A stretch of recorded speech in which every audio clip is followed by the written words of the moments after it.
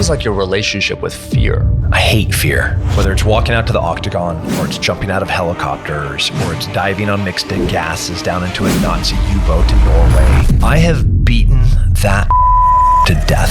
I am here with the winner, Tim Kennedy. Special Forces sniper and UFC fighter. Ranger, sniper, MMA fighter. Guy invited Al-Qaeda, ISIS to come try to kill him at his house. It feels like you've lived maybe between 4 and 5 lifetimes to fit everything in. My dad was part of a joint task force. They effectively stole a plane full of cocaine from Pablo Escobar. Were you aware of anything that was happening? This is the world that I knew. Like, we had a red phone in the closet that when we answered, we'd be speaking Spanish, and we'd always have a cover story to cover for my father. It was wild. That was normal.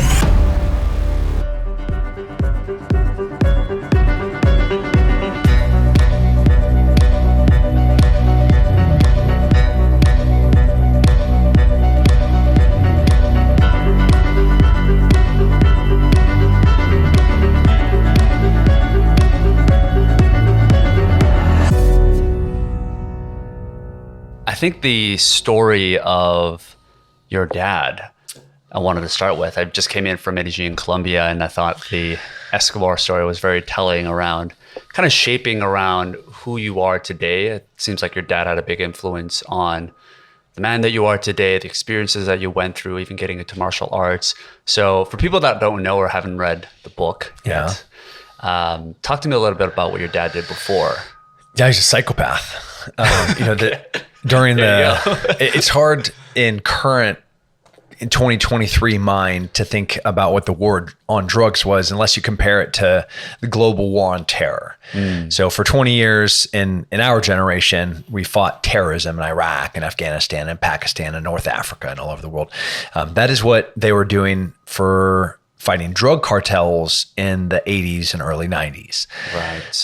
There was a massive budget with countless organizations, federal, local, with a combination of military and federal. And this war was in response to specifically the Colombian cartels. It's way different now. It's much more deorganized and decentralized with about 200 violent extremist organizations and cartels that are operating internationally. But back then there were like 4. And one of them was founded by Pablo Escobar. He was the man. And I'm sure you heard while you're in Medellin that the city is built off of him. Right. There's not anyone that has money that didn't get money because of him. There wasn't an industry that exists now that wasn't founded off some form of Medellin money. And that Medellin money was all coming from Pablo Escobar. My dad was part of a joint task force, and this is long before Fast and Furious. They set up a buy where they bought a plane full of drugs without all money exchanging hands, because sometimes the manufacturer of cocaine would front the product so that this intermediary, the middleman, could then distribute it where he would get paid, and then he would pay back to the actual manufacturer, which was Pablo. So you had this window of time that you would get drugs without having to pay for it. So they effectively stole a plane full of cocaine from Pablo Escobar, 2 pallets. And, they met in the Caribbean. They took this plane and then flew it back to the United States, and specifically to the West Coast. And it was wild. I think I was maybe 10. Were you aware of anything that was happening? Or Yeah. I mean, like, my dad would come home with, Porsches and Lamborghinis, and there'd be times where I wouldn't see him for like weeks or months at a time. And, he'd be wearing like he'd come home with like this gross beard and like this ratty wife beater shirt that was stained and had vomit and alcohol over it. Just like reeked like a homeless person. He's undercover, and he'd walk in the door, throw those clothes in the trash, and go straight to the shower. And then he'd come out as the dad that I knew. This is also in the 80s, and it's hard things were different in the 80s. I was, I see where you're going, but yeah. I mean, Child rearing was different. Discipline was different. The interactions between fathers and their children were different. Listen, I've been hit as a kid. I mean, I grew up in Korea as well, so I think things were a little bit behind there. So I see what you mean. I see what you mean. And then having a dad that had a very, very hard, stressful job, like that, he absolutely loved us. It was just a different world then. You can't judge, through the lens of today and what it was like then. Sure. Just like I can't judge my grandma for getting married so young to a man that, it's a different era. Totally different. And this is the world that I knew. Like we had a red phone in the closet that when we answered would be speaking Spanish, and we'd always have a cover story to cover for my father. So you knew Spanish from that early age? We knew enough because my dad's a white guy. Right. So like, it would be expected that if he is in this world, his kids would like at least know street language, and being in California, there should be to a degree of like, hey, where's your dad at in Spanish? You better be able to answer like, ¿Dónde está tu papá? So by the time we get to me walking into a warehouse with 2 pallets full of cocaine and 10 dudes, giant guys standing there with HK MP5 machine guns that are suppressed. And we just went to Madonna Inn, which is a really famous hotel in California, but they also have really great pies. My mom took us there to get pies to bring them to the cops that were guarding this cocaine. Right. They then took this cocaine and distributed it to all of the West Coast drug dealers. And then in one big swoop, they arrested all of them as they went to go to sell it. So they got them for distribution, they got it for sales, they got it for possession for sales, like a bunch of great laws to catch somebody on. They didn't lose a single gram of cocaine. Wow. Unlike Fast and Furious, where a bunch of cops got killed by the guns that they Amateurs, sold. Amateur hour. Not my dad. But it was a wild world. Like warehouses with Lamborghinis and Porsches and machine guns and cocaine and briefcases full of millions of dollars. Like by 10, I knew exactly that you could get $10,000 inside of a snack Ziploc bag, and that you could put $4,000 inside of a sandwich Ziploc bag, and that you could get almost $100,000 inside of the 1 gallon Ziploc bag, and that you could put $1 million into a backpack. Like these were things that I'm not supposed to know. Right. $1 million back in those days too, right? Yeah. Different times. Yeah. It was wild. That was normal. Wow. And as you were growing up, did you have those conversations with your dad and were you like, wow, like these were wild times, or did you have like insights and lessons? No, because like the first chapter of my book, the Creek Gang, myself, David Gaddis, Andrew Hackelman, and my brother Nick, a guy had escaped from the Atascadero Mental Hospital. Yeah. They actually filmed the movie Terminator 2 there. It was like a Pescadero hospital where Sarah Connor escaped. That's where there was? Yeah, that's where it was. That was the mental hospital, and that's where they only housed violent mental health felons. Yeah. And a guy escaped from there. What do a bunch of kids in elementary school do? They go and get spears. They sharpen them and fashion them into weapons, and we go and patrol the creek going from the mental health hospital. Yeah, and we find him. This is the world like 13. Oh no. I am 9. Oh my God. And coming across this guy that is absolutely out of his mind, a guy that just escaped from a felon prison essentially. Yeah. And so awesome. This is normal. That's just the way you were. Yeah. Dad being like, hey, there's a yellow Camaro inside of this parking garage. I don't have a warrant, but I want to know who owns it. Nick, Tim, me and my brother. Can you guys go in there and get inside of it? If it's locked, you can figure it out.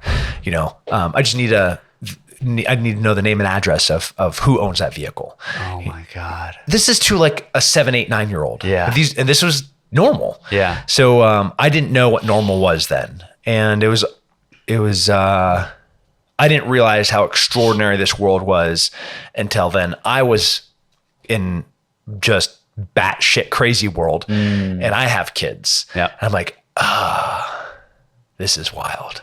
So it's when you had kids that you realize how crazy your childhood was. Yeah.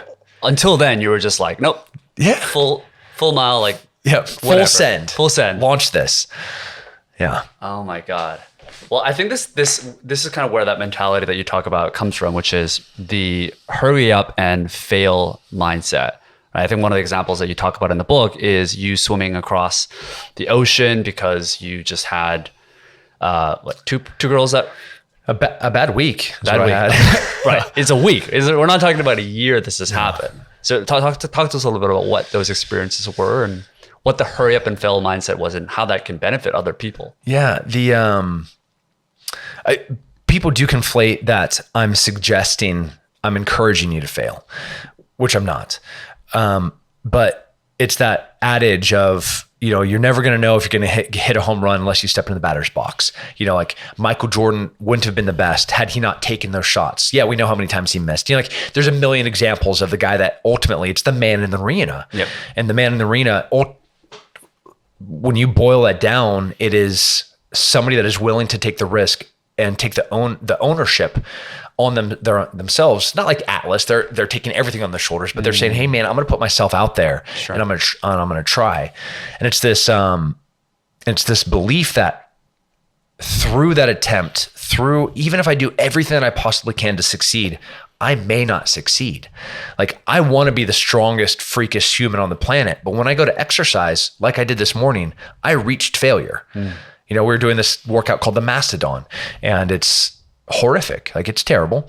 And I'm not going to walk right tomorrow. I've already iced twice. And without that failure, my legs would not be stronger tomorrow. Yeah.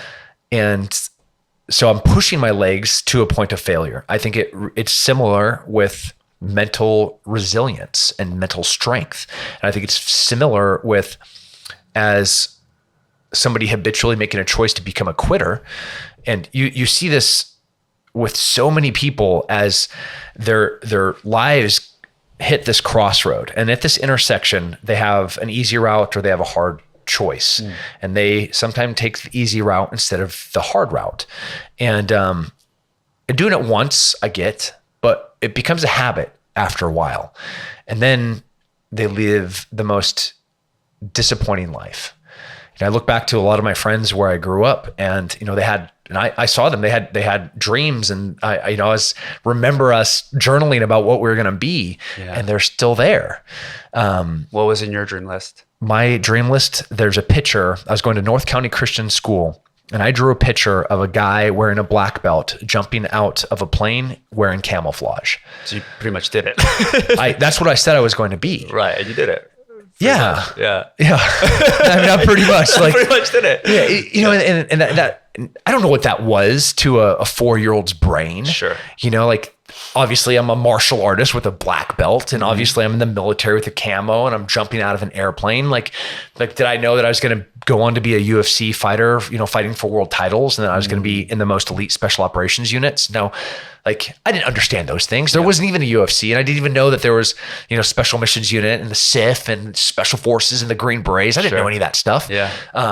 But the idea was still there. It's crazy that you envisioned that at 4 years old. Yeah. Wow. Yeah. So hurry up and fail. It's realizing that even through failure, it's an opportunity for you to grow and become stronger. That's it. When I heard about that, and you talk about people that don't get to do the things that they want to do and don't realize their dreams, I almost think about it on the other side of people that are having difficult lives, people that are struggling right now. It's kind of like boil the frog, right? So if you put the frog in lukewarm water and you slowly start to boil it, it takes a while for them to realize. Some frogs die versus if you were to boil the water and then put it in, it's jumping right out. Yeah, immediately. And I think some people don't realize they're in that situation when they're not taking risks or they're taking their time. And I think the advice that you're giving is when you're able to take those things head on and take those risks, you realize quickly that it's not the path that you want to go on. And when I think about your book, a lot of it is failure, second chances, and lessons. And a lot of people don't even get to that first part because they don't take those risks head on. It's hard because everything can be so easy now. Right. Like we can have food delivered, and I can, minimum wage is higher than it's ever been. Yeah. Inflation's insane. Thank you, Biden economics, but it's easy now. to be fat. It's easy to be lazy. It's easy to be entitled. It's easy to have existence. It is hard to be extraordinary. It's hard to be exceptional. It's hard to be a savage. It's hard to build a business. It's hard to be a father. It's hard to be a faithful husband. It's like those are all choices. And I argue that, it's not like these monumentous moments that I'm like, oh, I have this choice. I can become Superman, or I can live a life of uselessness. It's not. It's like millions of little tiny decisions that we're over time, cumulatively, collectively, that are starting to shape the direction of our lives. And that's even harder, but how do you eat an elephant? It's one bite at a time, right? So we really just have to look at the first decision in front of me. Like, did I ask for a Coke? Did not. No, I asked for a glass of water. We were like, hey, can I schedule this meeting? I'm like, can you do it in my office? It would save me 90 minutes in the day for me to have an additional 90 minutes of hopefully effectiveness and efficiency of me being a contributing member of the team. Like, those are all little decisions. And I didn't know you, like making sure that I had a round in the chamber before I walked in to say, hey, as I was walking to a sketch building in the back of a parking lot. So like lots of little decisions. So for someone that is maybe just starting out, right? So they call this like the soft generation. So when someone is trying to make those little decisions, like how granular are you making? Is it like making your bed? Where are the decisions? Like, is every little thing the small things that really matter? Or if you were to pick like 3 core things that someone can do to toughen up, to be mentally strong, nope, that's not the way you would approach it. It's not. It's all the things. It's how you do anything is how you do everything, right? If I'm not intentional in the gym, am I going to be intentional in my marriage? If I'm not being intentional as a lover or as a husband, am I being a intentional, disciplined father? If I'm not making the conscious decision to be present, like I have a heart out because I have one more call that I have to do, and I'm taking my son to hockey tonight. It's his first day on his new traveling team. I'm not going to miss it for the world. If you're like, hey man, I got $10 million, I was like, fucking set on fire. I don't give a fuck, because I know that my priorities and how I do anything is how I do everything. So with the same intentionality that I had my workout is the same intentionality that I had taking my wife to lunch today. Same thing that I took into my meetings today. The same thing I had to do with my C-suite, talking to the board about how we're going to build this next, 5-year plan. Or I should have had a donut after my workout today, with a cup of coffee with a little bit of cream. Sure. And then tonight, I was going to have some elk tacos, but instead I'm just going to pick up some McDonald's on the way home, and like the kids, we're going to have McDonald's before my son goes to, it's so clear, right? Like it's so obvious when you lay it on an A-B sample, how dramatically how different they are. Now, do you have to be perfect? No. But should you get up and make your bed? Yes. General Mattis, he was asked, what's the most important thing that he does in a day? General Mattis, like former Secretary of Defense, right? Like one of the, I think, most brilliant military leaders in my generation, at least. He says, I get up and I make my bed. And for him, it was a conscious choice that he's going to do the first right thing. And then is he going to have a sugary cereal, or is he going to have some egg whites? No, he's going to have like some scrambled eggs. And is he going to immediately pick up his phone and start like farting around on social media? No, he's going to take a moment, not meditation, but like whatever you can call it, of that solace so that he can focus on what is the next important thing he needs to do throughout the day. That's the first 3 minutes of his morning. And he's already on like the momentum and trajectory for him to be an effective leader for the rest of the day. Yeah. Significantly different, One pattern that I see, and this is something that I've certainly dealt with, is you get into a big momentum, whether it's a habit that you're trying to build or a certain regiment, and you have a day off, right? You have a day where you're just not feeling it. And what a lot of people do is then they allow themselves to miss another habit. They allow themselves not to be disciplined in every other patterns. So I'm assuming like not every day is perfect, right? Some days you just don't feel like doing certain things. How do you get back on track? Do you just not even think about it? Feeling has nothing to do with it. I argue that feeling, that inspiration, that muse is false, and it's waning, and it's it's such a finite amount of time. I argue for intentionality, discipline, regiment, and habit. Those things are long lasting. So like, do I feel like having a donut this morning after my workout? Absolutely I did. You know, I wanted an apple fritter. I was with my wife. I don't get to have that like 20, 30 minutes post workout. We're like, can we go get a cup of coffee and like hang out for a minute? Yeah. That's what I wanted to do. That was the feeling. But instead I had habit and I had discipline and I had regiment. You know, like behind you have Extreme Ownership right there by Jocko Willink. Yeah. And, you know, he sums it up very, very succinctly in saying that motivation, that inspiration is absolutely fake. And it will only last for this tiny little finite of time. But habit and discipline are the things that will take you in the long run. So in those days that you don't feel like doing it, that's all right. Neither did I. Neither do I. But we're going to lean into the habits that we're building and the discipline that we've made and the regiment that I've dedicated my life to, the code and the honor that I'm living by. And man, then feeling's just a thing. Right. It's almost you've built an identity. You are the type of person that makes their bed. You are the type of person that works out. You are a fit person rather than relying on your emotions, you're saying, separating those two. The girl that checked us in, is your wife? Girlfriend. She's beautiful. Could I look at her and be like, man, she's beautiful?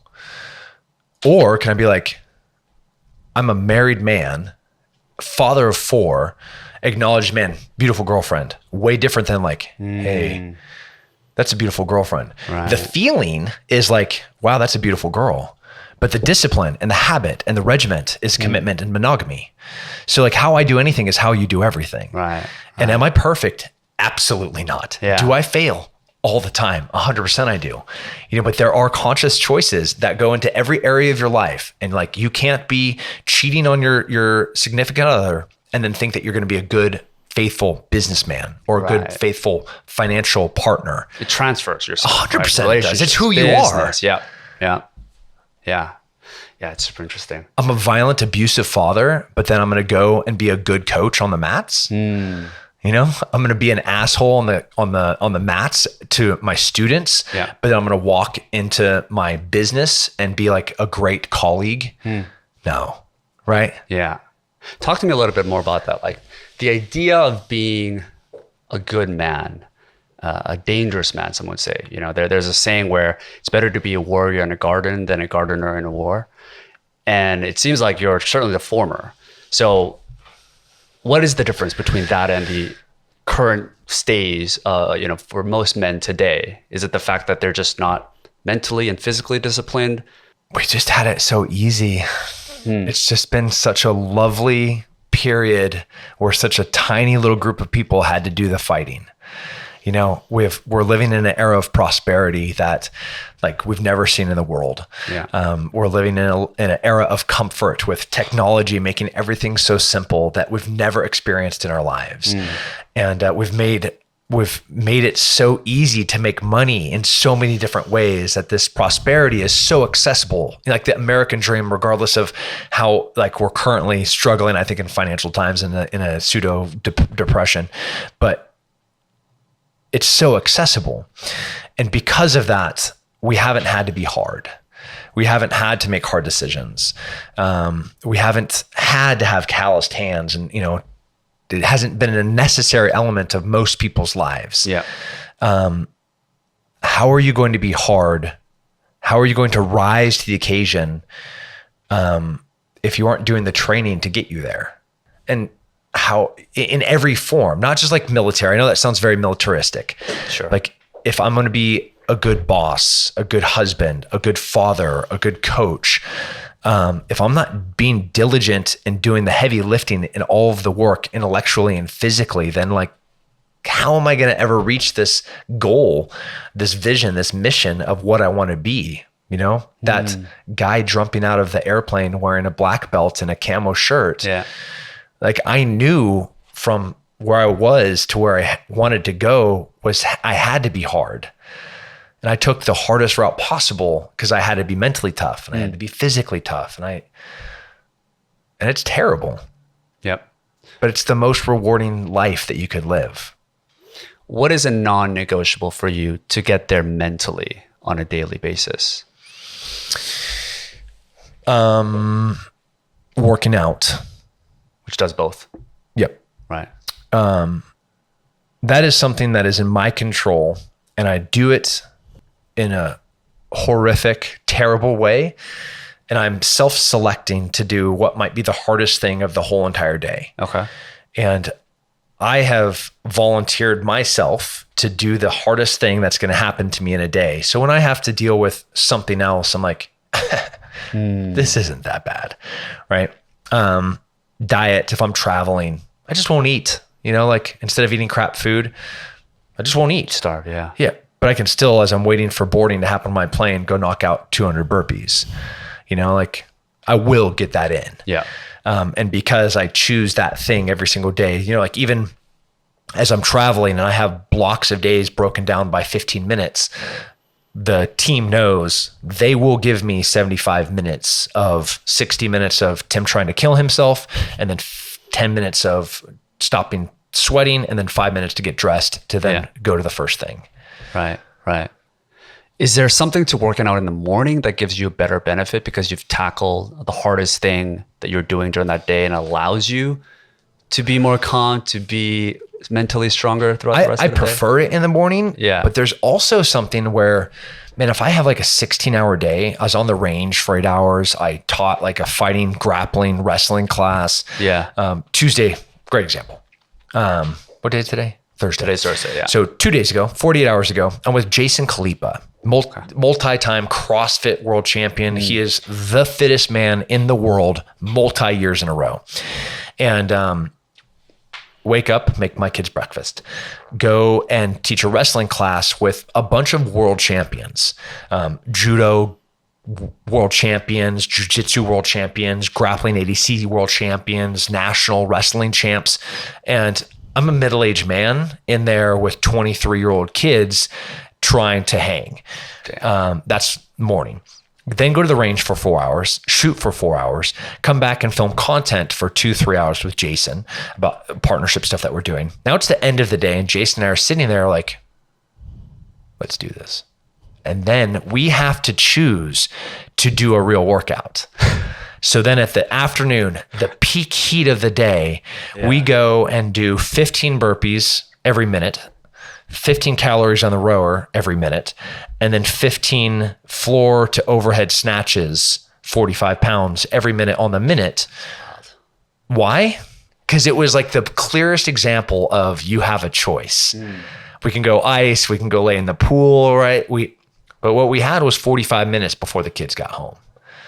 And you chose the hardest possible thing to do. So when my kids walked in and I'm just drenched in sweat, I mean, it looked like the sweat angel on the ground, you know, like did somebody just piss all over the floor in this gym? Right. No, that was just Jason and I. Yeah. You know, they're like, hey dad. I'm like, what up, dude? Right, you know, and you're energetic. And proud. Sure. Like I don't have to tell him what I just did, you know, but he knows. Yeah. He sees. She's like a little 3-year-old that she just runs right up to me with my hairy, sweaty arms, doesn't care, doesn't hesitate a second. Right. The princess jumps into the king's arms, you know? You're leading by example. That's the way to do it, right? That's right. When you're doing these things, I'm curious to know, you know, with the transition from you to fighting, what is like your relationship with fear? And has it changed over time? Man, I hate fear. The two things I hate the most, helplessness and fear. The feelings of those things. Yeah. And I need Huberman here because I would love to figure this out. But whatever the portion of that brain is that hormonally responds to fear, where it starts producing cortisol and adrenaline and all those things, I have beaten that motherfucker to death. Whether it's walking out to the octagon or it's jumping out of helicopters or it's diving on mixed gases down into a Nazi U-boat in Norway, whether it's running into a bunch of dudes with SS tattoos on their neck and be like, hey, I'm trying to send you guys to jail for the rest of your lives and take all of your assets. You know, like I wanted that. Yeah. And I have been, there's nothing I'm more scared of than the feeling of hopelessness, helplessness. Yeah. Yeah. And, yeah, so I have a very intimate relationship with fear and helplessness. How do you use it in a positive way? Like one example I'm thinking about is GSP, George St. Pierre. He talks about his relationship with fear. And he talks about the moments that there was one fight where he slept beautifully and he didn't have any fear and he got knocked out by Matt Serra.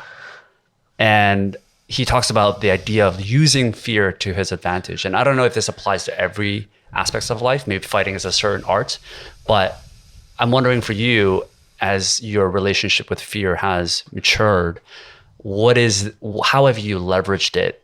Because it's not something that you just can numb it away, right? You're going to feel fear. It can help you in some sense. Like we've survived that. Yeah.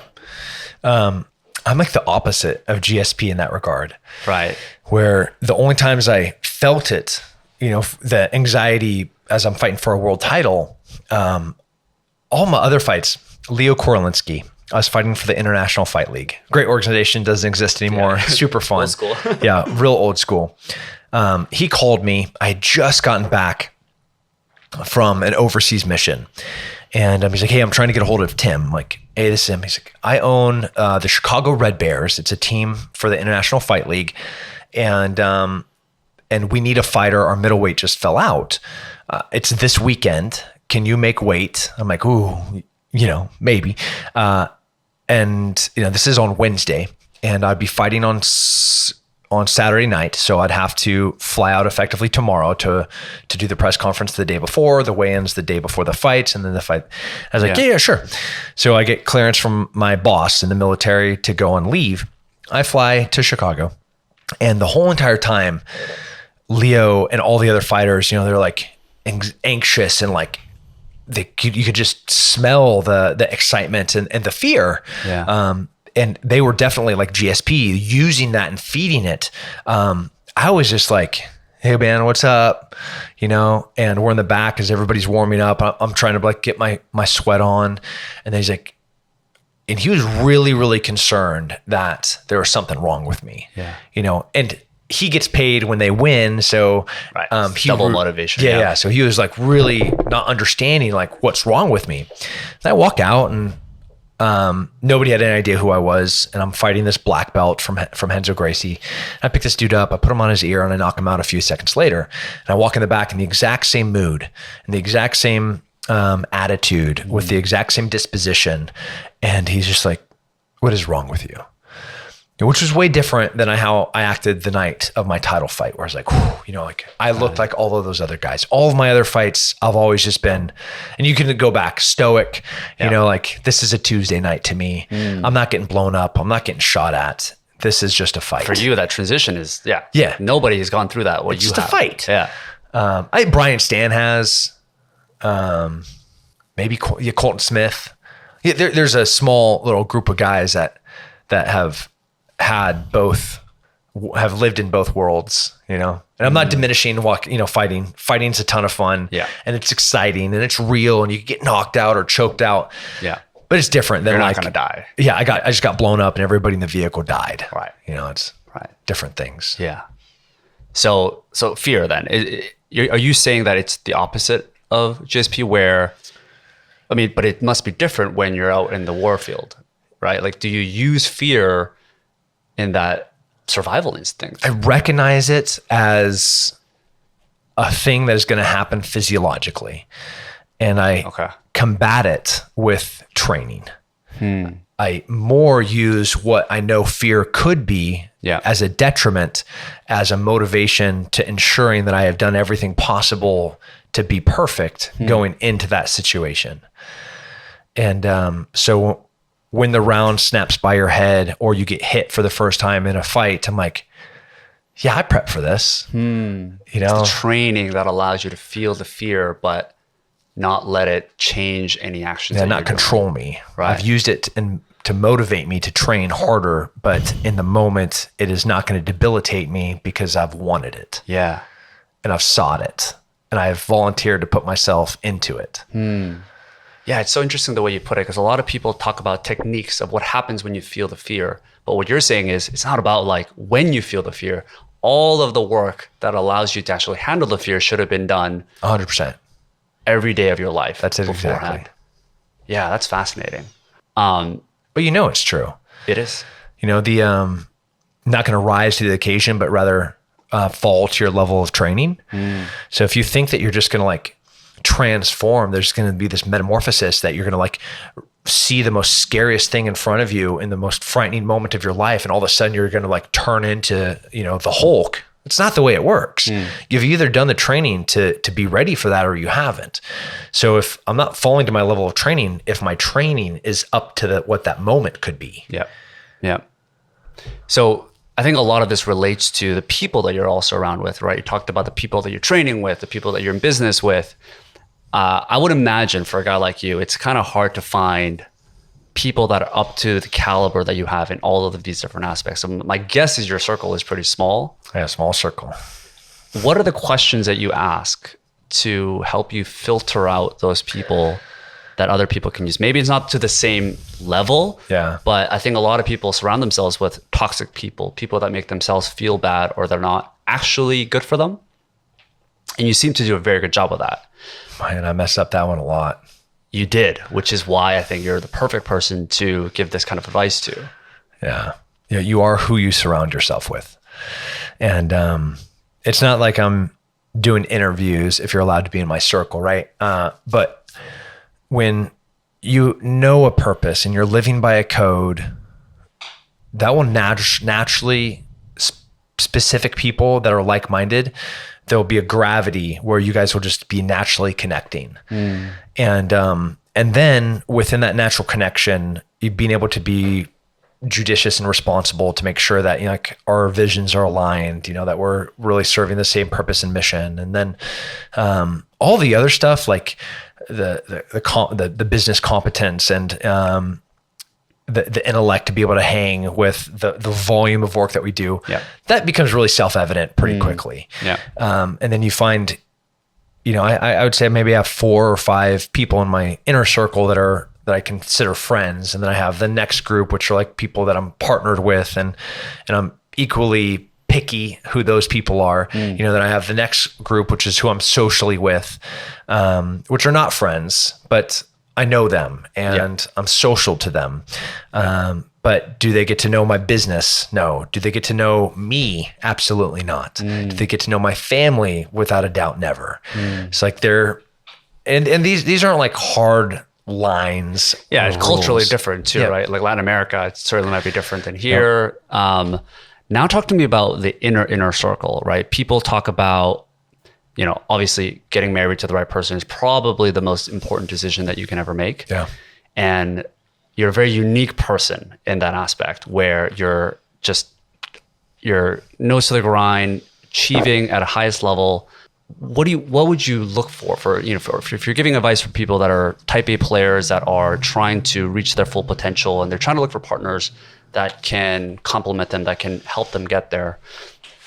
Talk to me a little bit about that, if you're comfortable sharing that relationship with I also hate the word partner. Okay. My wife's not my partner. My wife's my wife. She is brilliant. She has a business mind and proclivity to math that is like so beautiful and wild. You know, the way that she can manipulate financial spreadsheets across a dozen companies blows every CPA and financial accountant and financial lawyer that we have. And just like, but she's still not my partner. She's my wife, you know, and similarly, like I might be the president of our companies and, you know, she and I might own this 50%, you know, depending on the company and whether it should be a female owned or a veteran, you know, owned. And as we manipulate the stupid IRS system, she would never say I'm her partner. I'm her husband. Right. And with that, there is some gravitas of responsibility. And very different. You know, like we're built beautifully different.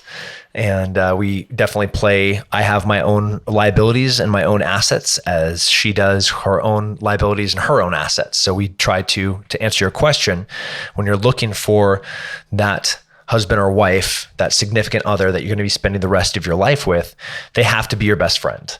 Like you have to be able to want to get absolutely fucking weird with them in bed, because like if there's like that magic and romance isn't there, I think you could sense like today going to get coffee with her, like that was the best moment of my day. The way you even talked about it, I saw your eyes light up and you're like, wow, like you felt 18 years this month, you know? Wow, congrats. And it'll be 48, you know, like hopefully it will make 50, but I've lived a very reckless life with my body. She'll live to like 150. We'll see how I do. Sure. You're looking for that best friend that you can spend silence with, that you can just be with that person comfortably. But then every single one because she compliments me and I have my own failures and my own liabilities, I'm not a piece of Swiss cheese that she's trying to plug holes in. Her assets complement mine. She doesn't fill my holes. I'm not like a broken thing that she's trying to mend. I am a strong, powerful, dangerous human that would be strong and powerful and dangerous without her. But with her, I'm unstoppable. When I come home after, you know, that Tuesday where I worked a 20-hour day and I was on the range and I did 2 horrible workouts and still walked in and had an amazing intimate night with her and, you know, read the books to the babies and put them to bed and be a monster that will hold the door for her, not that she needs it. Right. You know, that will stand up when she leaves, not because she expects it, because she deserves it. Not because I'm like this antiquated old school thing, but because she's the most incredible thing that deserves everybody in the room to know that she is the most important thing to me. You know, it's a statement. It's a proclamation that she's better than all of you. Right. And that's part of your identity. 100%. It's not about doing the thing to make yourself look a certain way. It's who you are as a person.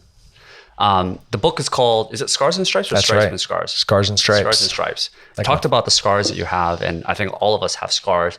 Mental health is obviously a big topic, and I'm very close to this in that like my aunt committed suicide, and it has been a while, but it is certainly a topic that I talk a lot about where people have traumas, and I think almost the easier route, I guess, for those people that are going through it, not that I'm aware of it or understand what it actually feels like, is to take their lives or to not really do anything about it. And I think about the scars that you must have had and the traumas and the experiences, and here you are today, thriving, and the man that you are today. What would your advice be for people to go through that, just from your own experiences, because you have scars? Yeah, I mean, you read this book, you're like, dude, this guy, you know, like, killed women and children when a terrorist bunkered himself with them as hostages. Like, I carry that, you know, failing in every measurable way in every area of my life, having the survivor's guilt of former teammates that are dead, that I wasn't with them when they died. And had I been there, maybe it would be different. You know, like that, these are the things that I carry. But how you do anything is how you do everything. And an ounce of prevention is worth a pound of cure. That moment of crisis where you're going to choose to make a permanent solution to a temporary problem, how far you fall into crisis is really determined by millions of little decisions leading up to that. Like, could I go into crisis tonight? Could I think back and have a flashback of like why I wasn't there when Goebel got killed? Teammate Mike that went to Afghanistan with, he died in Afghanistan a few tours later when I wasn't there. He saved my life. He pushed me away from a door when it got shredded by machine gun fire. No idea how he knew that was going to happen, but he did. And like, why don't I reach that darkest depths of the ocean where I can't overcome these emotions? It's because I'm faithful in the small things. It's because I'm being diligent as a husband and a father. It's because I'm trying to sleep every night. It's because I don't drink. It's because I don't smoke. It's because I don't do drugs. It's because I exercise every single day. It's because I'm outside as often as I can be. I'm trying to contribute in a philanthropic way to the things that are meaningful to myself and to my soul. You're like, all of these little tiny things, they seem so useless until you're hurting. And then you're like, man, I can handle this. So this ounce of prevention, similar to in that moment of fear, in that worst moment of your life, I'm not gonna rise to the occasion. I'm gonna fall to my level of training. Like on the mental health side, I argue that it's all of the little things that you do all the time that build up to your resilience in mental health. Like the healthier you are, the less depressed I am, the less fat I am, the less depressed I am, the better sleep I get, the less depressed I am. You know, the less I drink, which is literally a depressant, the less depressed I am. The more I have sex, the more I exercise, the less depressed I am. And when you start compounding those things, you know, when you start stacking those things, we're talking like a pretty significant contrast from where I could be to where I am every day. And I'm not saying I have the worst demons. I'm not going to compare other people that have struggles, you know, having people that have committed suicide in their own life. But I know what I have to do to stay healthy. I'm just going to beg and implore other people to take that same discipline and habit so that they don't get there to have to make a permanent solution to a temporary problem. Powerful. Well, I appreciate you, Tim. I feel like we need more people like you spreading this kind of message. There's a lot. There's a lot. I think more now than there have been in 20 years, you know, like the Jockos and the Joes and the Camerons and the Goggins, the Mike Glovers, like the list just goes, Andy Stumpf, for sure. Peter, like the list goes on and on and on and on and on. And I think the pendulum has swung too far in one direction and now it's coming back towards sanity. That's the hope. That's what I hope for. Where can people find you online? Where can people learn more about your message? Oh, online. Yeah, well, dunk on social media. Use social media to connect. Do not make social media your life. It's Tim Kennedy MMA for all the things, but it's a form of connection to connect with people, but no other thing than that. Right. So make sure. I always hate plugging social media because I think it's a detriment to most people. Are you going to keep the MMA.com as well, or do you think you'll eventually? So there's a congressman, Tim Kennedy, and then there's a hockey player, a former professional NHL hockey player. God. Between the three of us, we own TimKennedy.com or Tim Kennedy. We all own different versions of that. Right. So you position yourself as. Got it. Powerful. Okay. Well, we'll check out the book, Scars and Stripes as well. Tim Kennedy. Thanks so much for coming on. Appreciate you. Yeah.